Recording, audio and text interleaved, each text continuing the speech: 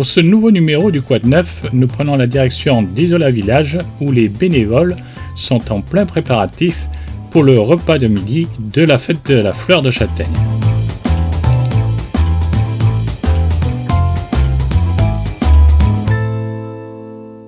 Christian, alors c'est le retour à la fine équipe avec le gigot à la ficelle. Ça y est, on retrouve la fête de la fleur de châtaigne qui avait plus lieu à cause du Covid. Bon, ben ça y est, on est de nouveau en forme avec mon copain Dani. Voilà. Alors le feu marche bien pour l'instant. Là on prépare une sauce pour arroser les gigots au fur et à mesure qu'ils cuisent avec du sel, du poivre, des fines herbes, des herbes de Provence quoi. Et cette année une innovation, on a mis du miel. On va voir ce que ça donne. Il paraît que c'est très bon. Ça risque de faire une croûte un peu plus croûtée, quoi. On verra. J'espère qu'on ne se trompera pas. Enfin, ceux qui m'ont donné la recette ont dit que c'était très bien. Allez. Voilà. Bon, ben là, tu as assez parlé, il y a du travail. Allez.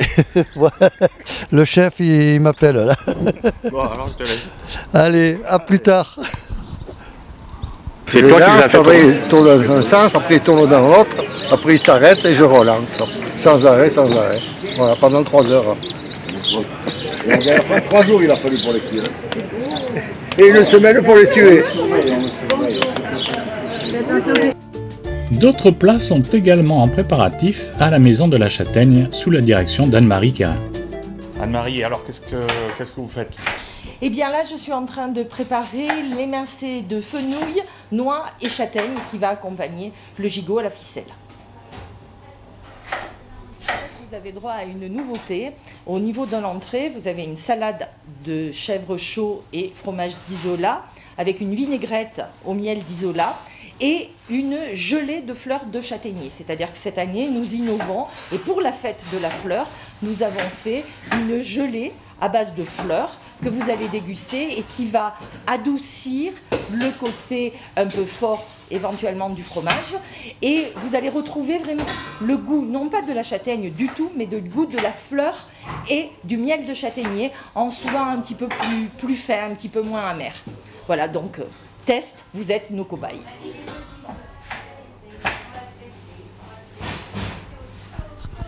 Alors là, c'est le dessert. Le dessert, j'étais très contente d'arriver à trouver des moules en forme de châtaigne, ce qui n'est pas toujours évident parce que ça existe même des moules qui sont en forme de marron d'Inde qui est toxique et non pas en forme de châtaigne qui est bonne. C'est quand même extraordinaire que les fabricants arrivent à faire des bêtises pareilles. Donc j'ai été ravie d'arriver à trouver ces moules. Et donc vous avez un croustillant, hein, donc la base c'est un croustillant sablé. À l'intérieur, il y a un insert à base de poire, une mousse à la châtaigne et un glaçage à la châtaigne. Raymond, alors il y a une correspondance entre l'abeille et le châtaignier.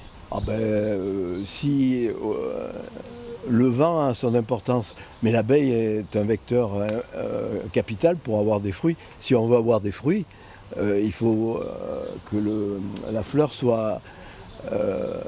parce que sur un châtaignier, ça se pollinise, et c'est pas lui, il n'est pas autopollinisateur. Il lui faut un pollinisateur de l'arbre à côté. Donc c'est un mixage.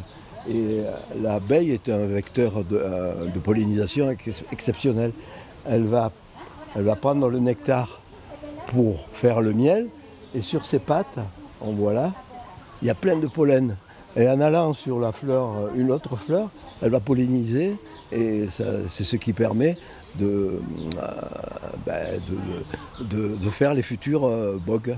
Après, on regardera sur un châtaignier, je te montrerai comment les premières bogues qu'on voit apparaître grâce au travail des abeilles. Voilà. Après, à côté, on a une explication sur l'abeille, l'homme et le miel. L'homme s'est toujours servi très rapidement, il a découvert que le miel c'était bon et il enfumait les essaims pour ne pas se faire piquer. Ça aussi il a appris. L'abeille, dès qu'elle sent la fumée, Elle croit qu'il y a le feu, donc elle se gorge de miel.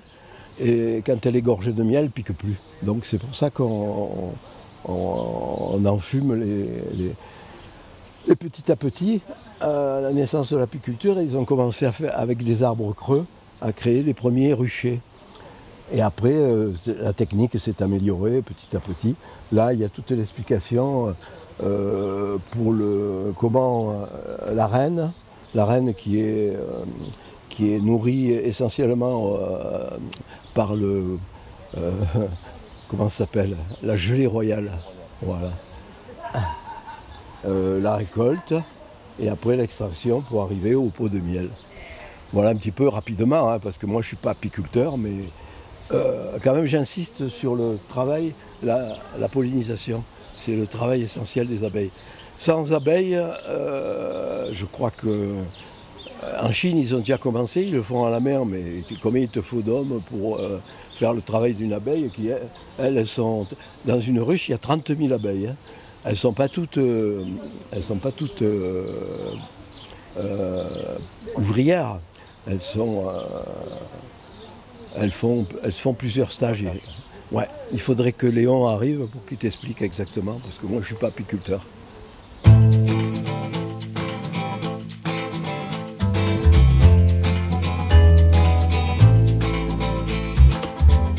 Donc là aujourd'hui en plus il y a des Italiens qui viennent. Oui, tout à fait. On a les élus de la vallée de l'Astour qui viennent participer à la fête de la fleur de la châtaigne. Il faut savoir qu'on est en train, avec la vallée de l'Astour, d'essayer de mettre en place une indication géographique protégée pour mettre en avant la châtaigne des deux vallées. Et donc avec le maire de Moyola qui est là et qui est le président de la communauté de communes, on a déjà fait plusieurs échanges. On s'est rencontrés plusieurs fois pour mettre au point ce projet. Et là, ils viennent aujourd'hui pour découvrir le conservatoire, puisqu'ils ne le connaissaient pas.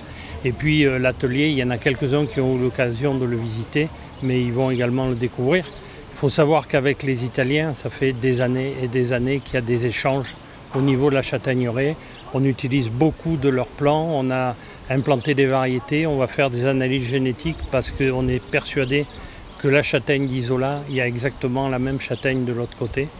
Voilà, donc c'est une des étapes d'un long partage entre Isola et la vallée de l'Astour. Et ça va aboutir sur...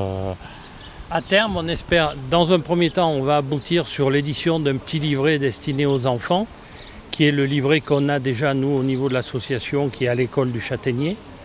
Et qu'on va éditer donc en version française et en version italienne et qui sera remis à l'ensemble des enfants des deux vallées.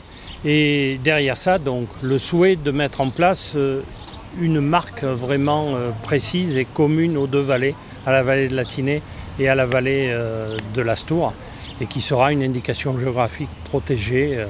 Le principe qu'on trouve sur pas mal de produits un peu d'exception et qu'on veut mettre en avant. Voilà. Merci. Visite guidée de l'atelier de la châtaigne par nos amis italiens, où Jean-Paul Blanc leur montre les divers appareils mis à disposition aux adhérents pour la transformation de leur production. Mis en pot avec la doseuse et passer au stérilisateur derrière pour faire les bocaux de traitement. Voilà. Bello, c'est tout. Et oui, on va faire l'étiquette.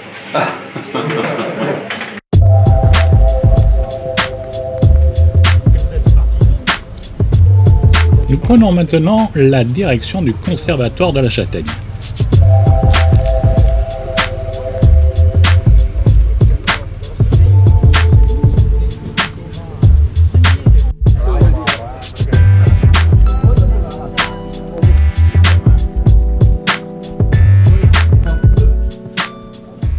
L'équipe qui a toujours maintenu la châtaigneraie en vie un peu sur Isola, qui est partie maintenant. Et ils étaient 3-4 avec Raymond à se battre en permanence pour la châtaigneraie, quoi. Avec les gens qui leur disaient mais qu'est-ce que vous embêtez, c'est pas la peine, ça sert à rien.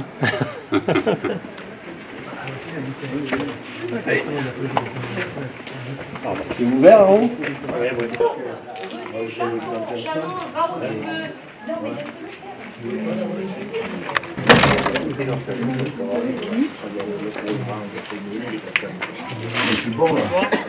y avait cette grange donc, qui était une grange ancienne, qui était en plus ou moins mauvais état, qui avait été un peu retapée déjà dans un premier temps par Raymond pour refaire certains planchers.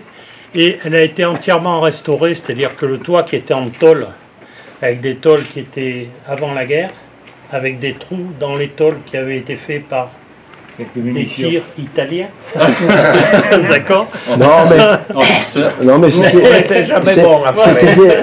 Non mais il n'y avait jamais eu de mort. Non, il y a eu juste que c'était des tirs d'intimidation. Ils tiraient dessus. Voilà. Mais bon, il y avait des éclats, hein, bien sûr, mais il n'y a pas eu de. Les quelques morts qu'il y a eu, c'est en 1944 quand les Allemands se retiraient. Et ouais, il y en a eu là, ils tiraient d'en haut. Dans les deux vallées, dans la vallée de la Vésubie aussi, l'Authion et compagnie. Voilà, donc on a un niveau ici qui va servir d'atelier, donc qui est aménagé pour être un atelier, avec un point sanitaire. Après, on a l'étage au-dessus, je vous propose d'y aller et puis on va regarder. Elle est belle, de là. Ah, c'est beau, hein? Beau, hein, ouais, c'est magnifique. C'est plus beau de là que d'en bas. Ah, ben oui, forcément. Hein. Ah, et puis enfin, ça fait chaque fois que vous allez monter, vous allez trouver encore plus beau. Ouais. Ah, bah alors on monte. Devant laquelle on a mis en place un auvent. Hein. Sous ce auvent, bien sûr, il va y avoir une table. Si vous êtes menuisier, on a mis des planches en réserve, qui sont des planches de châtaignier anciennes. Vous pouvez fabriquer un peu la table. Et surtout ici, vous avez un point qui est intéressant. Il faut savoir qu'avec l'association Biophyto a été réalisé l'inventaire de la flore sous la châtaigneraie. Cet endroit qui est là, donc je vais laisser la parole à Jean-Paul qui va vous expliquer, c'est l'endroit qui regroupe toute la flore qui pousse sous la châtaigneraie, aussi bien à Isola que dans la vallée de la Roya, puisque les analyses ont été faites un peu partout. Jean-Paul, vas-y. Mais le botaniste a fait l'inventaire de l'ensemble des espèces qui composent la flore de châtaigneraie et il y a plus de 100 espèces intéressantes. Et je ne parle pas des fétuques qui sont l'herbe de base. Et là, je ne peux rien vous montrer parce que cette année, c'est un peu chaos à cause du... Mais l'objectif, c'est après de dégager 4 ou 5 petites placettes.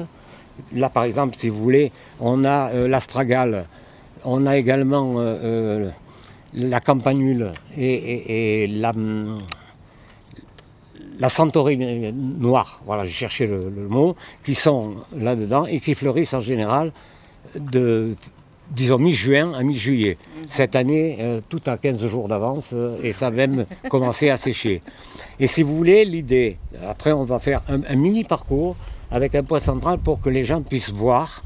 Et il y aura évidemment des panneaux d'information pour présenter un peu la flore de la châtaigneraie. Et je pense que la flore de la châtaigneraie de l'autre côté, ça doit être à peu près cousin-cousine. Hein. Voilà. Mais voilà. Si vous voulez, c'est toujours notre idée, la valorisation par la connaissance, ce qui permet à ce moment-là. J'ai fait passer à Chanel un slogan, ça c'est un peu notre boulot à nous.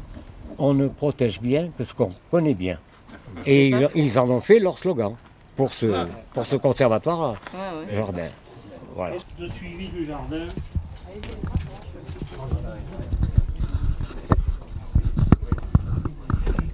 On va y faire les travaux donc de remise en pot, de culture, et il va y avoir toute une partie plus destinée à créer une carpothèque, c'est-à-dire un conservatoire des graines, des plantes, et également toute une partie, je dirais, littéraire pour permettre à avoir des bases sur le Flora Alpina, par exemple, qui est le livre culte de l'étude des flores alpines, mais tous les livres liés aux plantes et aux châtaigniers.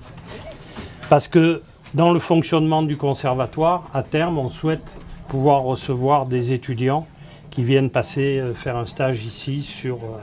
voilà. Donc...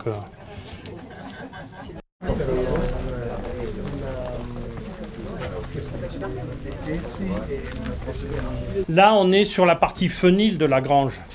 l'endroit où était stocké le foin avant et où ils le mettaient à sécher, sachant que les bêtes étaient à l'étage en dessous et à l'autre étage. Et cette partie fenil, on a vraiment gardé tout le principe de fonctionnement, c'est-à-dire que vous avez en façade là-bas un système ancien qui laisse passer l'air et vous avez une évacuation de l'air ici.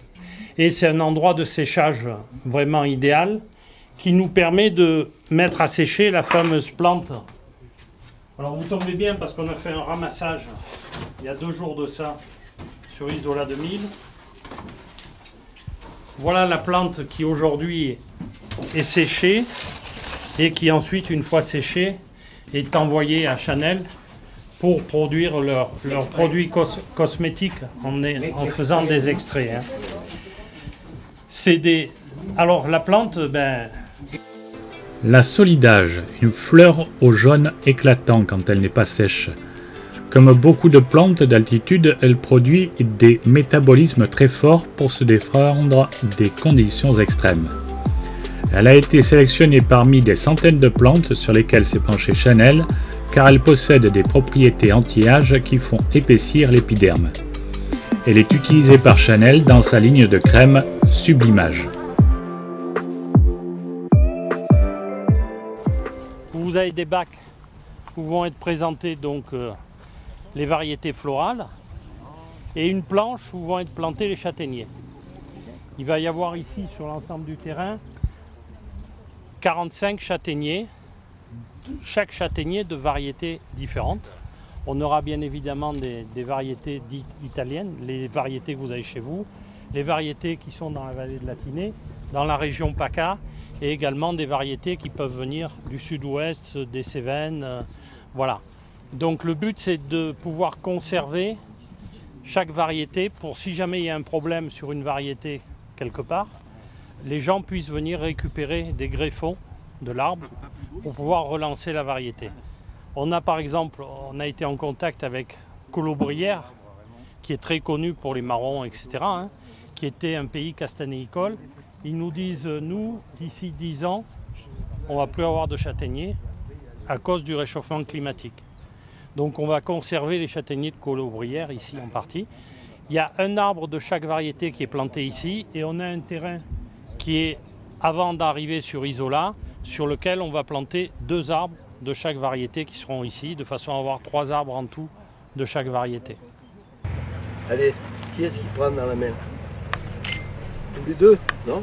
Nous assistons maintenant à la plantation de petits châtaigniers, ici par des enfants d'Isola, puis par les élus locaux et italiens. Il faut que tu le touches, sinon il ne va pas grandir, il ne va pas être content. Mettre la terre comme quand on plante les tomates et tout ça. Allez, mettez les mains. Voilà. Couvrez-le bien. Vous essuyez les mains sur le t-shirt de mémoire. Et alors, chaque année maintenant, tu es obligé de venir l'arroser. Une fois par an, ça suffit alors. Toutes les semaines.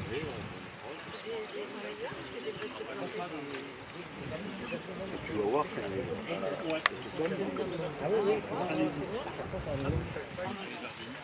Alors, Mylène, à toi l'honneur. L'honneur. Ah ouais. On peut se lever. Ouais, on va.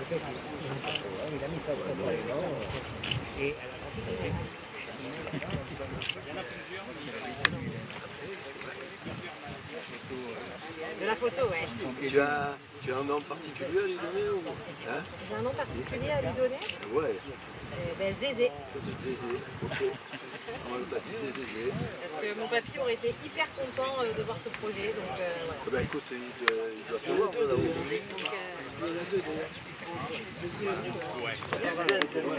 Lo teniamo moralmente. Ce la fai? Ce la faccio. L'année passée, on était encore là-bas. Ouais. Ils sont... Però poi venite poi anche voi a vediamo la zappa per far vedere. Dai. Come si chiama allora? Il y a le Comtrax. Ah ben, Gallo. Un gallo, sì. L'ultima mano è quella più esperta che... Voilà. Voilà.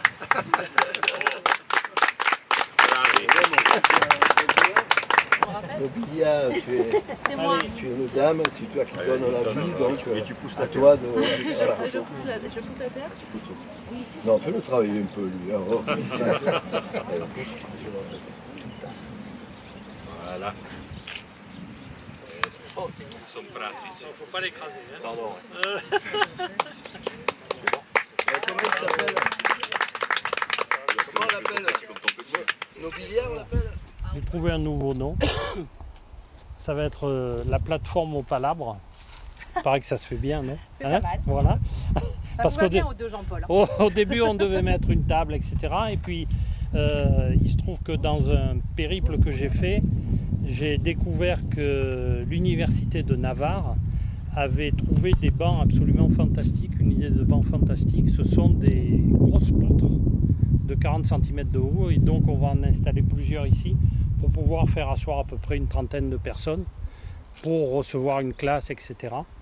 Et donc c'est l'endroit qui est le mieux placé pour admirer un peu l'ensemble du conservatoire, et puis surtout vous levez la tête et vous regardez en face et vous avez l'une des plus belles vues d'Isola, la cascade de Luce, qui est absolument... La cascade de Luce. Voilà. C'est le nom du plateau. Voilà.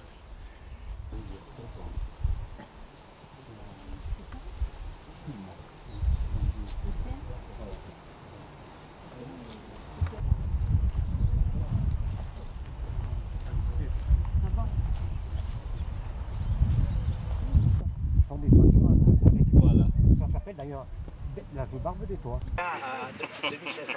Non mais c'est ça la force de notre territoire. Ouais. Voilà, et là on a essayé de reconstituer. Disparaît l'été, ça s'appelle la dame de 11 heures en français, ornithogale.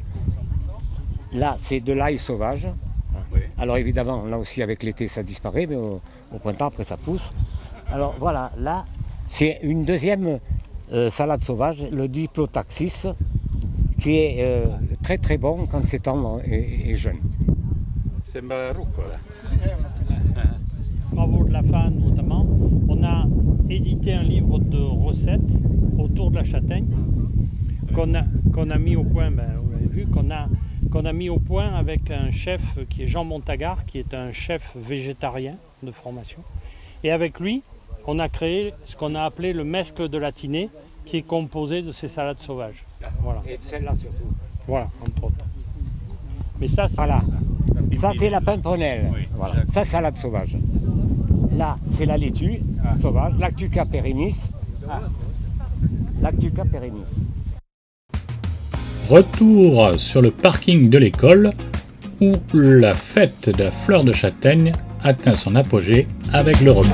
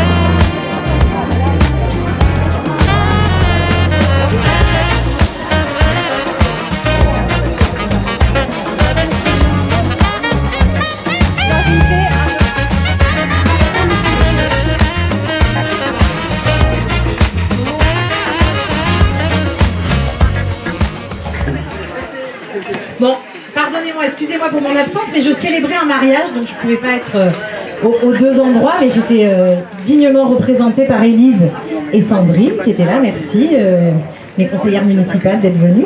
Et voilà, je voulais simplement féliciter toute l'équipe, parce que, bon, du coup, j'ai pas goûté le repas, mais... Tu auras droit au dessert. Ah, Alors je sais que c'est toujours délicieux, mais au-delà de ce repas, ils font un travail vraiment formidable tout au long de l'année. Et voilà, on a beaucoup de chance à Isola, parce que je le dis chaque année, mais c'est vraiment une réalité. On a de très nombreux bénévoles qui nous sont enviés par toutes les communes environnantes. Ils voudraient bien qu'on les leur prête, mais on les prête parfois, mais quand même ils sont à nous, hein, on se les garde. Donc voilà, on a beaucoup de chance dans toutes les associations d'avoir des bénévoles qui font vivre nos traditions, qui font vivre nos produits. Il y avait des producteurs ce matin sur la place. Et voilà, c'est vraiment l'énergie qu'on a envie de donner aussi à Isola. On est très contents d'avoir nos amis italiens. Ce matin, on a vu que ça avait du sens, puisque le solidage pousse à Isola 2000, mais aussi chez vous, bien sûr, en tout cas pas très loin de chez vous. Donc voilà, toutes ces traditions ont du sens, et en tout cas, on espère les faire perdurer le plus longtemps possible. Donc vous êtes ici chez vous, j'espère que vous reviendrez très souvent, et qu'on pourra construire de beaux projets ensemble. Vous avez la chance d'avoir des ambassadeurs qui font un vrai travail auprès du conseil départemental, du conseil régional, etc. Jean-Paul, il sait y faire. Il vient nous voir des fois en mairie avec une petite mine comme ça pour nous dire qu'il a besoin d'une petite rallonge supplémentaire. Et voilà, bon, en tout cas, quand on peut le faire, on le fait avec beaucoup de plaisir. Donc, je vous souhaite une très belle fête, une belle continuité et un bel été à Isola. Bravo, merci à vous tous. Merci.